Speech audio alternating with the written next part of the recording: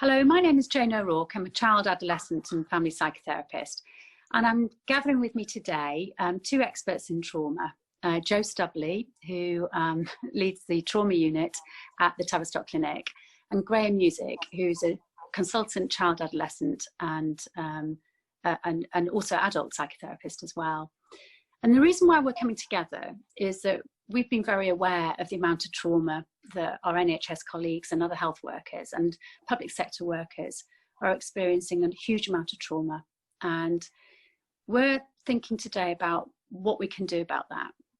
Why is there so much trauma?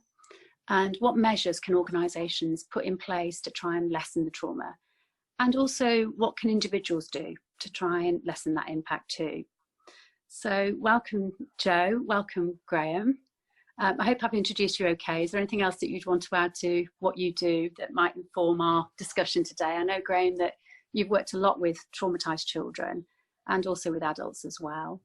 And Jo, you've led the trauma unit for some time. You've been very innovative in introducing an awful lot of techniques beyond psychoanalytic psychotherapy, such as EMDR, yoga for trauma, which is what I do with you in your department. If there's anything else to add, then please say. Otherwise, I'm interested in why you think, Graham, that there's an awful lot of trauma around at the moment that being experienced by healthcare workers in the NHS and in other professions. Well, so it depends how we think about trauma, but I would see trauma as something which is overwhelming to our usual ways of coping and managing. So what's traumatic for one person won't necessarily be traumatic for another person. So the historical kind of medical definition, I think, Jo might correct me because she's the doctor, psychiatrist as well as psychoanalyst, etc., is it's a kind of piercing of the skin. And I tend to see it as a piercing of the psychic skin in a way. And a bit of piercing of skin is not a disaster. We need it sometimes. It's a bit what we call a hermetic response. You need a little bit of stress in order to be challenged, in order to grow and develop what they call a hormetic response, a bit like going to the gym.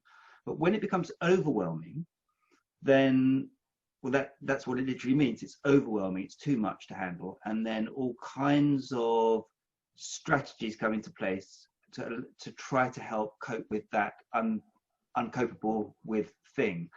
And in the current crisis, I think, there's a whole range of different traumas, and some will be experienced more dramatically than others. So if people have a history of trauma, for example, then they're going to experience the same thing as the person next to them who hasn't had a history of trauma, much more dramatically, and it might trigger them into all kinds of traumatic states, post-traumatic states, etc., dissociative states. So it's partly to do with a person's individual resilience, I suppose, and previous experiences, but also a lot depends on the context within which we're experiencing something.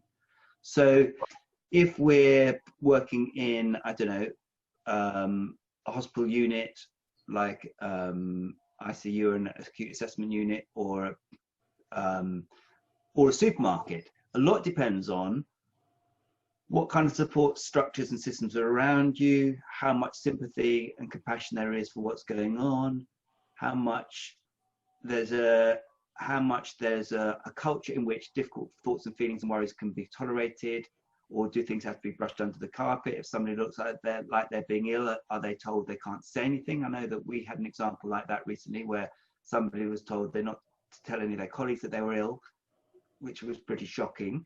You know, and if you're working, for example, in an ICU, then it's a traumatizing place anyway. You're working with trauma day in, day out. And often there was overwhelm in those units even before COVID came along. And since COVID, there's such profound amounts of overload and staff shortage and working without PPE and all those things.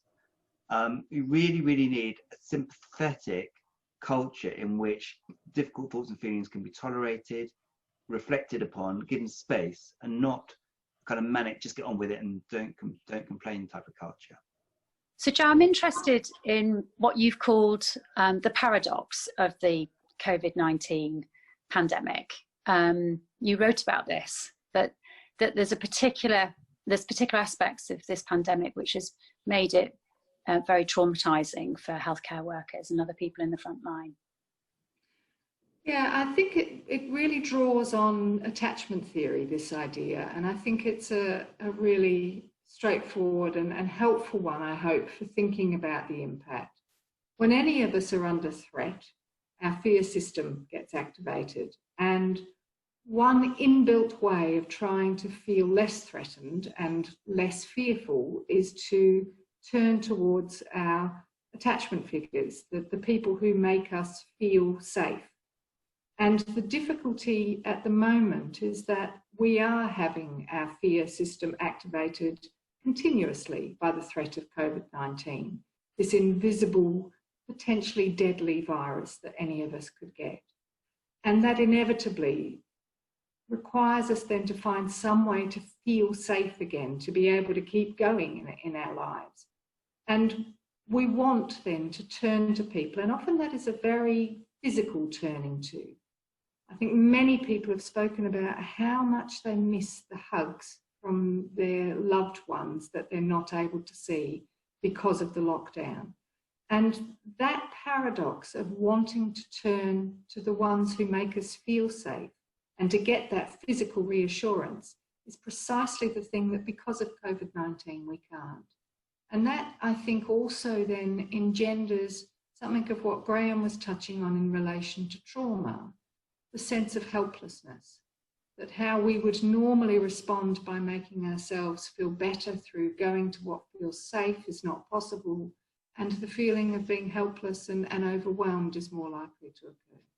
Mm. Yeah, and that Bessel van der Kolk wrote about that there's preconditions for trauma, and one of them is helplessness, and that feeling of being trapped as well, which I think a lot of frontline workers have felt that, haven't they? That they've felt this duty to go into work even though there's a risk to themselves and to their loved ones, but they feel that they have to do that for their colleagues as well as their patients and other people that they're looking after. And I think they feel that they can't sort of manage this very well, and they feel trapped by it. And that is really very difficult in terms of trauma, isn't it? Absolutely. And I think that there is something about having to acknowledge the resilience of frontline staff, that a lot of what they do ordinarily is what would, to the general population, potentially look very traumatic.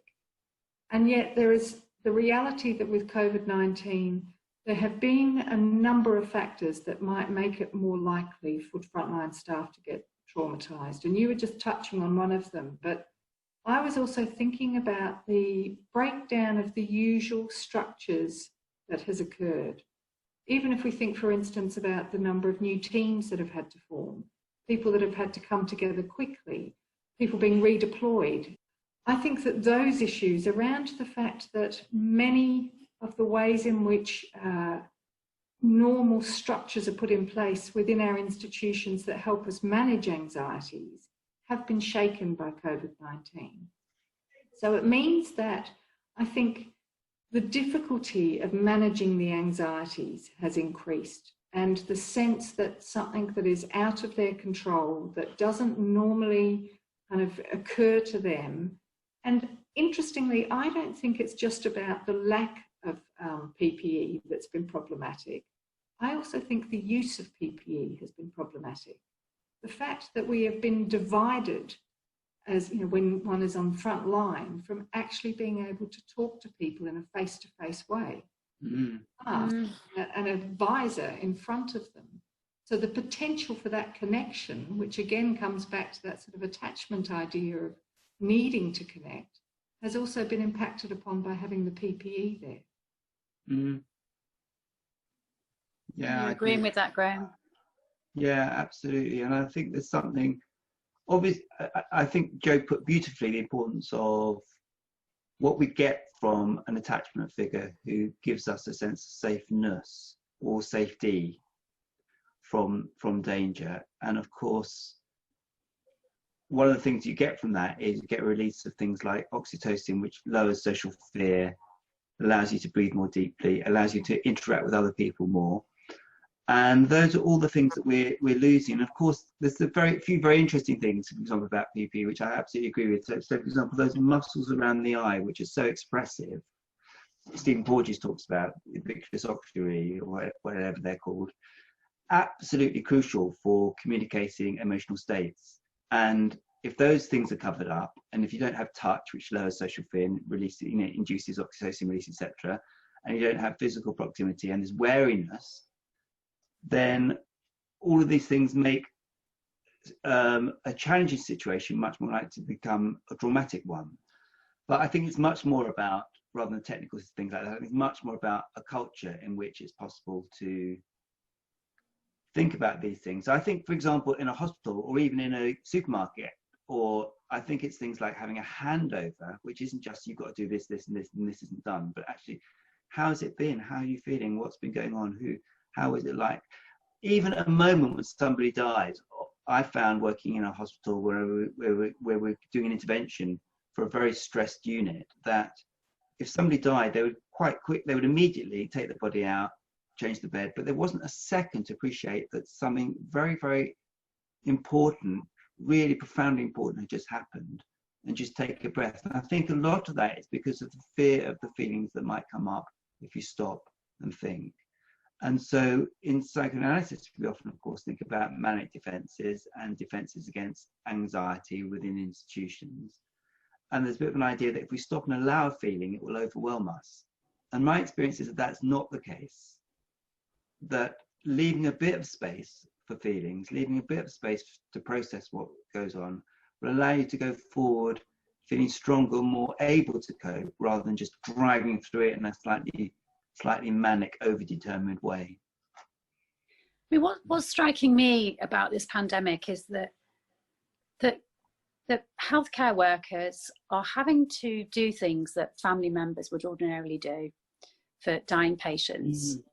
They're the people to hold their hand. I've got a friend who's a nurse, and she's, it's been really traumatic for her. She's having to FaceTime relatives who haven't seen their loved ones, sometimes for weeks, and pass on, the loving wishes of a granddaughter or a daughter or a wife or husband.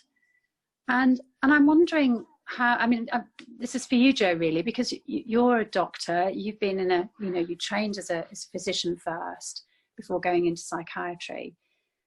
How well equipped are NHS workers and other healthcare workers to do this job of being an emotional conduit and supporting patients and families through these really, really difficult situations? I think it's a really good question, and I was thinking about this in relation to my own training and experience. When I qualified, I worked in intensive care, in accident and emergency, and on oncology wards, and some time ago now. And my experience then was of a system that defended itself, first of all, by having very clear hierarchies. So you knew who was in charge, and that works in terms of making sure that things are safe and they get done. But part of those hierarchies mean that it can be very difficult to show vulnerability within the context of the hierarchy. I think the other thing is that it is designed in a way that particularly medical staff within the hierarchy, and the further up you get, they hold authority. So the potential of being able to be collaborative and to have a kind of mutuality in things can be discouraged in that context. Now, of course, those things are really helpful when you need someone to be making really difficult decisions quickly. But that can feel, particularly if it becomes more rigid, something that then the sorts of things that you were just talking about, Graham, are really difficult for people to do. How do you stop and think and allow those feelings to be acknowledged if you've got a system in which you have got to keep things, absolutely in this, action kind of scenario?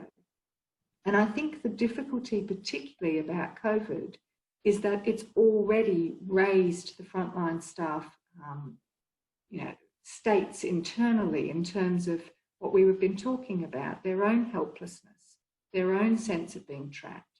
And I would also add the helplessness, I think, in relation to not having a specific treatment for COVID. You know, a lot of the way that the medical system works is that we know what to do and we know how to do it. And in general, that's, you know, being able to then have a clear rationale for why we're doing it. Whereas people here have been struggling. They don't know. They're doing things because, you know, there's no evidence, but there's an idea that this might be helpful. And that really challenges this authoritative, I know how to manage this kind of idea. I also think that there's been something, as we said earlier, about the redeployment and the long hours that have stretched people enormously. And again, I think have possibly pushed them more into these rigid ways of working. And so that struggle to just be able to get enough sleep and to eat sufficiently and to be able to have that good contact with others, when the good contact with others also might raise the anxiety and guilt of, am I bringing the virus home? That becomes even more problematic. So they've got an awful lot on their plates whilst trying to sit between these two different cultures of the action that's required and what we're talking about, which I think is kind of under the heading of self-care, of taking that time to stop and just check in with what you are actually feeling when you're feeling perhaps very full. Yeah, and I really value that, Joan, in terms of my own work when I'm working with patients who are really traumatized. The value for me in being able to recognize what's going on for me and being able to take care of myself in order to be able to then take care of that person. And I think that's really what is one of the biggest differences, I think, from what I can see on the frontline, for frontline staff, is that they're very much being encouraged to think entirely of the patient. You know, but it's that oxygen mask analogy, isn't it? That, you know, they say to parents on the plane, you know, give yourself oxygen first in order to be able to help your child if in the event of an emergency. But these are emergency times, and I think there is a sort of a tendency in emergencies, isn't there, to sort of just go, just do whatever we can. But I think not even being able to recognise what's going on for ourselves, I think this is really what's risking trauma settling in for that person. When a person's just died or they've had to just deliver some really difficult news, and to not be able to reflect how that is impacting on you, I think it's potentially very dangerous. And you're very good on Graham on the sort of the physical impact of what trauma does to bodies. Could you tell us a little bit more about what happens when somebody has an unprocessed trauma? What happens to them physically and in terms of their outcome? Well, everybody's response to trauma will be slightly different, but there's a few classic things that Joe already hinted at. So an initial response to something traumatizing should be a kind of a way of coping which puts you into the kind of the classic things people talk about, fight or flight, where you're muscular tension and you're ready and you're prepared. And I think that could often give rise to kind of bashing away a bit too much, and that has a long-term cost. In a very, very simple way, it has a long-term cost on you. So, for example, one of the neurochemicals that gets released is cortisol. Cortisol is a steroid that lowers your immune system. So inevitably, it will have a long-term effect on practitioners' health. And if that... And probably more likely that they're going to perhaps be susceptible to COVID as well. Exactly, and just about everything going. And you know, our bodies aren't designed, like every mammal, our bodies aren't designed to be constantly on alert to very serious danger. And you know, we're expected to face a danger and then calm down quite quickly. And if we're a kind of a deer or something, then start eating grass in the next field within 10 minutes. But if you're constantly barraged by traumatic experiences, then you don't have the chance to recover. So the system called the healthy branch of the parasympathetic nervous system is often called a rest and digest system. And so many people aren't able to access that. And of course, when things get worse, then it will flip into shutdown, numbing, dissociation, which actually is much more serious, but actually much harder to recognize. And I think we really need to train managers and people to recognize dissociative shutdown states, which are, and often that comes with PTSD symptoms, flashbacks, which might be a flashback of somebody dying, for example. But it might be also it might also be re-triggering traumas that they've experienced themselves in the past. So I think some basic education about these processes is very, very central. And one of the things I found working in the hospital setting, well, we did this intervention over about a year for a whole unit, was the terrible suffering that the nurses were experiencing as a result of not feeling they could do the job that they felt they ought to be able to do because the resources weren't there and the support wasn't there. And so it's something called it used to be called moral distress. I think it's called something else now. Moral damage, is it? Moral injury. Moral injury, yeah. Which actually is probably, in some of the research in the States, is the biggest predictor of staff turnover and burnout and those sorts of things. So if you feel you can't, so we always feel guilty when we do a job and it doesn't work out. If somebody dies at the end of it, there's always, I could have done this, I could have done that. That's human. But if genuinely your environment is one in which there isn't enough resources, there are not enough doctors and nurses, there's not enough, then that makes it doubly, trebly worse, I think, because you really genuinely feel like you're letting people down, and there might be a point to your worry about that. So I've moved slightly off from the trauma, but I think it's linked really. So I think all of these things, what they require, and what we did in this hospital that we worked in was coaching managers to try to facilitate a more caring, thoughtful, empathic environment where there was space for feelings and understanding. Coach the group in what a very typical Tavistock method of work discussion, where people had a chance to talk about some of the difficulties they were experiencing. And some of it was, I feel, underappreciated, and some of it was, this was a really, really difficult case. And then we gave them personal skills like mindfulness, and so actually just taking a breath can make quite a big difference. Feeling your feet on the ground, as you know, Jane, from your trauma yoga, can make a huge difference. Giving yourself a minute or two space in which to reground yourself. You put your own oxygen mask on, to use that metaphor, can actually, it feels like I haven't got time to do this, but actually it allows you to go forward and be much more effective in the long term, because you're rebalancing your nervous system and trying to give yourself something of what your body needs. If you're in a shutdown dissociative state, then you're out of your body in some ways, and we need to re-embody ourselves, find our breath again, find our presence, and then we've got a better chance of surviving this and coming through resiliently as opposed to traumatized. And I'm sort of struck by what you're saying, Graham, that actually a lot of people might be blaming themselves for not coping.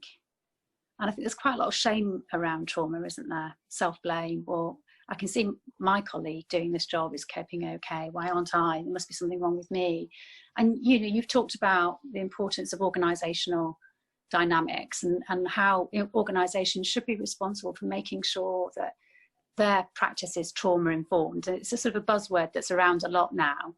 But what does that actually mean, Joe? What do you think workplaces can do to sort of make sure that the staff, if they're returning to work, if they've been, you know, furloughed or maybe not coming into work, or, you know, hospital settings or care home settings, social services, teachers, schools, what can they do to ensure that their staff are coming into an environment that is where well-being is really at the centre of what they're doing?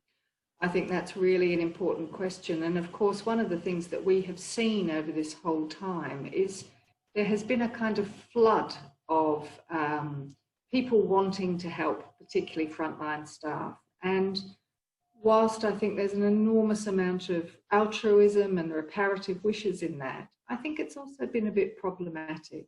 And we saw something similar after Grenfell Fire, this difficulty of many people coming forward and wanting to offer things and help. And I think that organisationally, the NHS and the frontline staff have possibly struggled with that flood.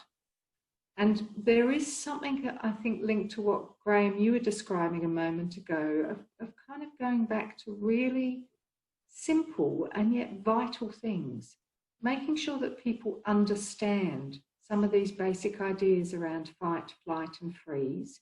So simple psychoeducation feels to me absolutely at the heart of this, because behind that, I think what we're saying to people is that this experience at the moment is an abnormal experience, but what they're feeling makes sense in those circumstances. So we've been talking a lot about trauma, but I don't think that means that we're talking about frontline staff having high rates of post-traumatic stress disorder.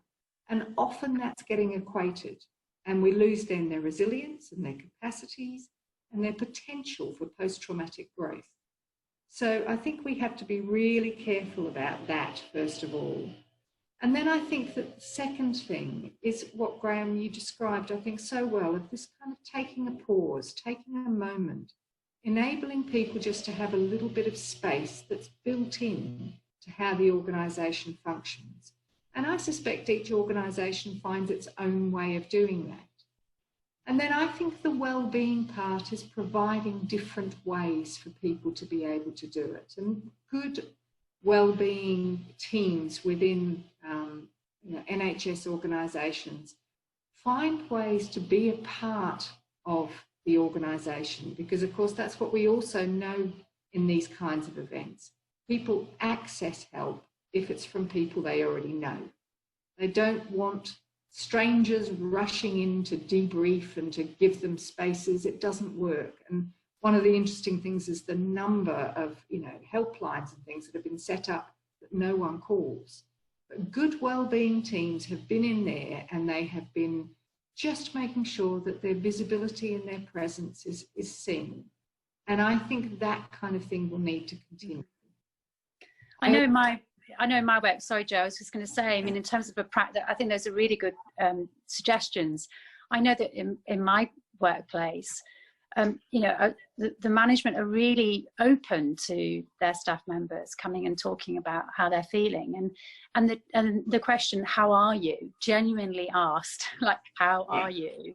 Yeah. And being welcoming to whatever the response is, and interested and concerned, and a good dose of compassion. It really can make a big difference, can't it?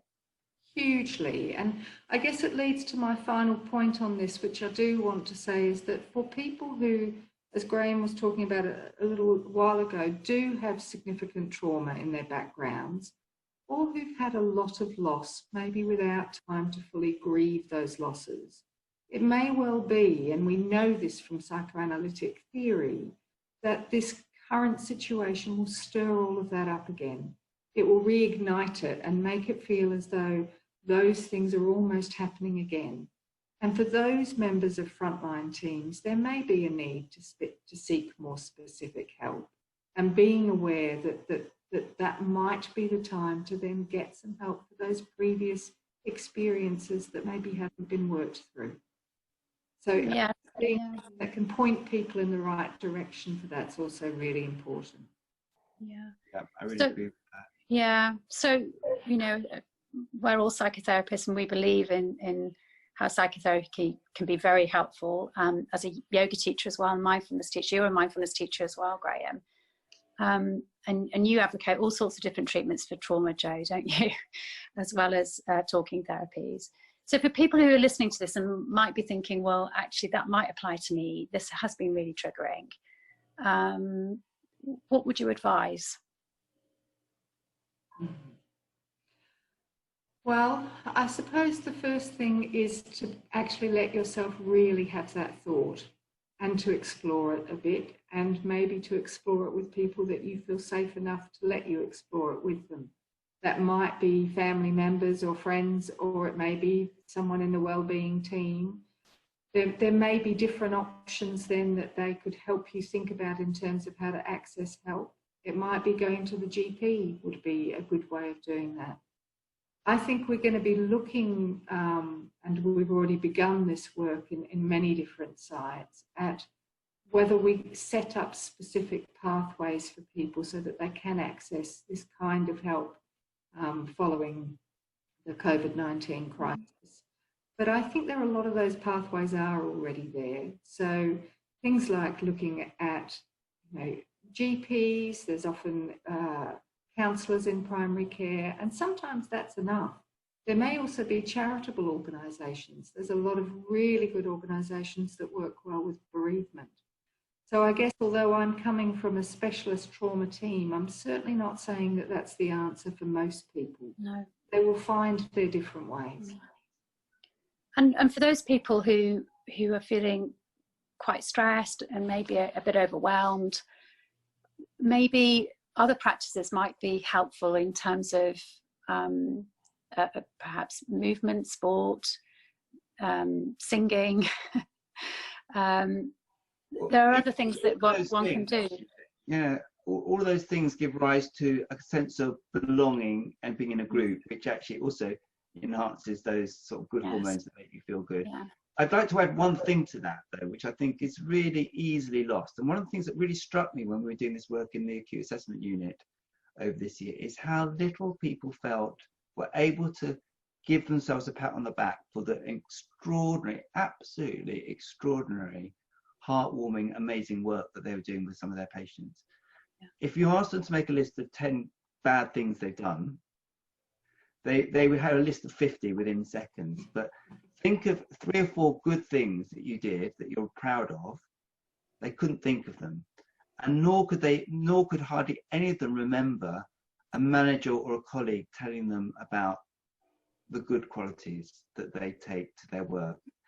And so just starting that process whereby in the feedback meetings and in the kind of handovers, or they made sure they gave space for thinking, well, that was really, the way you talk to that person, the way